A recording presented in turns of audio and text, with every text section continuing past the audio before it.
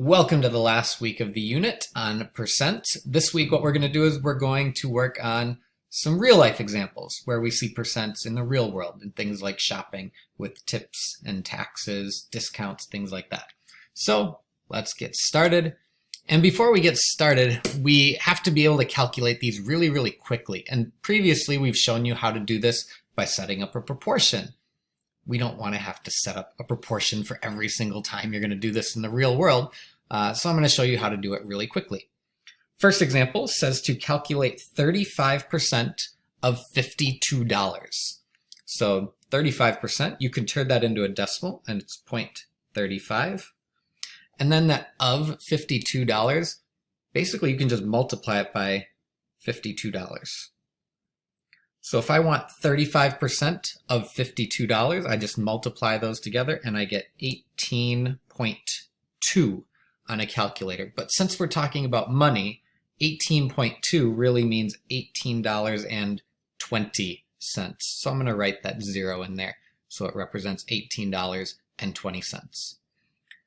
Next example says, what is 20% of $88.40? So 20% as a decimal is 0.2. You could write 0.20 if you want. It means the same thing. Of 88.40, so we're going to multiply by $88.40. And if you do that, you should get $17.68. So 20% of 88.40 is $17.68. And the last one, 8.5% of $229. So if we turn 8.5% into a decimal, it's 0.085. Remember, anything under 10%, you got to throw that first 0 in there. Then we multiply by $229. And if you do that, we should get, this is at least what your calculator will tell you, 19.465. But we don't have 0.465 in dollar amounts. We usually round it to the nearest penny. So this is my nearest penny, and I'm going to look at the one right after that. Because it's a 5 or greater, it's going to round the 6 up to a 7. So it would actually be $19.47. So that 5, we're going to look at that number. If it's 5 or bigger, it rounds up. If it's a 0 through 4, we'll keep it at a 6. But in this case, it rounded up. So go ahead and try the next 3 on your own. Make sure you know how to calculate percentages really quickly.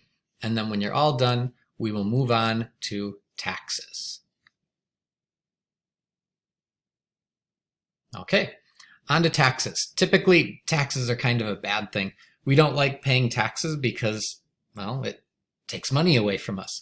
If we pay like property taxes on your home, you're paying a lot of money for that. If you're paying sales tax on something that you're buying at the store, you have to pay a little extra money. So taxes take money away from us. We don't really like them, but hey, it's part of society. We got to do it. So first example says Elijah was interested in buying the new Xbox Series X, and the price of it was $499.99. He was able to find one magically at Best Buy in Maplewood. Before you go to Best Buy in Maplewood, they don't have them. I've checked. They have a sales tax in Maplewood of 7.38%. So the first question is, how much money is added to the cost of the purchase because of the sales tax? So every purchase that you make, you have to pay a little bit extra in sales tax. And we got to figure out how much that is. It's different in each city. So in Maplewood, it's 7.38%. So we're going to take 7.38% and we're going to turn it into a decimal, 0.0738. And I want to know what is 7.38% of the price of the Xbox, which is $499.99. So we're just going to multiply those two together. And if you do that, this is what your calculator will spit out at you. 36.899. Now this one's going to be a little bit tougher to round because if we look at this one here, it's going to round the previous number up to, if you take a 9 and round it up, it actually makes it a 10, which means this gets rounded to 36.90. So that one was one of the more complicated rounding ones that you're going to see. But that's the amount of tax that you're going to have to pay. So just by buying that Xbox, you're going to have to pay about $37 in taxes. And then the government can go do whatever they want with that money. So now, what is the total price of the Xbox? So you might have brought $500 with you, but you're going to need more than that. To get the total price of the Xbox, we are going to take the $499.99, and we are going to add all of the sales tax, and that sales tax was $36.90. So the actual total price of that Xbox, I hope you brought $536.89 with you. And that would be the total price of the Xbox, including the sales tax. So go ahead and on your own, try the next one where it's talking about those Apple AirPod Pros. They're on sale right now at some stores. You can get them for $199, but don't forget that sales tax. So go ahead and pause the video, and when you are done, come on back and we'll learn about tips.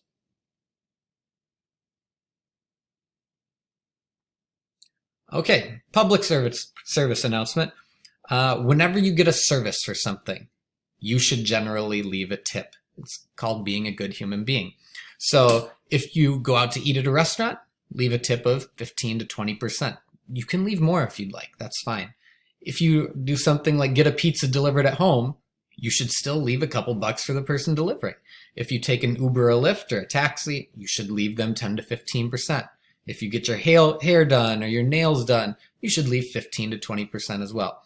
So you can always leave more if you want. You should never not tip. So when in doubt, just be generous. So for this example, it says Caitlin went out to get her hair done. She got her hair cut and colored and layered for a total of, oh my gosh, $140. I would have done that for free. I cut this beautiful masterpiece right here all on my own. So if anyone wants to pay me $140 for their haircut, by all means, I'm free for that. But because the service was so excellent, she decides to leave her hairstylist a 25% tip. So a little bonus just for doing a nice job. So how much money will she leave as a tip? Well, we need to find 25%. So we're going to find 0.25, that's 25%, of the total, which was $140. So I want 25% of $140. And this one you should maybe be able to do in your head. 25% would end up being $35 for a tip. One way you could do that for 25%, it's just 1/4. So you could cut it in half, that's 70, and then cut 70 in half again, and you get 35. So that's one way that you could have done that quickly in your head. So she's going to leave a $35 tip to the hairstylist. And then what is the total price of the haircut, including the tip? So the total price is $140 for the haircut plus $35 for the tip, which leaves a grand total of $175 just to get your hair done. I could buy about 10 of those little hair clipper things for that amount, for just one haircut. And that would last me for about 20 years. All right, go ahead and try the next one out on your own. When you are done, go ahead and come back. All right, I suppose that you want to get your password. So in the last couple of weeks, I put the password at the very end of the video.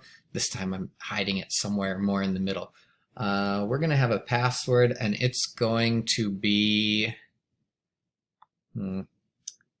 Chipotle. So there's your password for this week, Chipotle. Delicious burritos at Chipotle. So now we are going to move on to discounts. So this is probably where you are more interested in learning about percents, because discounts save you money. Instead of spending extra money, now you get to save a little bit of money. So the first example shows that when you're shopping online, there's a Chrome extension called Honey. And what Honey does is it automatically will find all of the best deals for you. Like it finds all the coupon codes and promo codes online. It searches them all and finds the best one for you so you get the best price. So suppose you're shopping online and you find a purse that you like for $68, but then Honey finds you a promo code on the website and it saves you 30% off your entire purchase. So you're going to get 30% off. That's great, especially because Honey is free.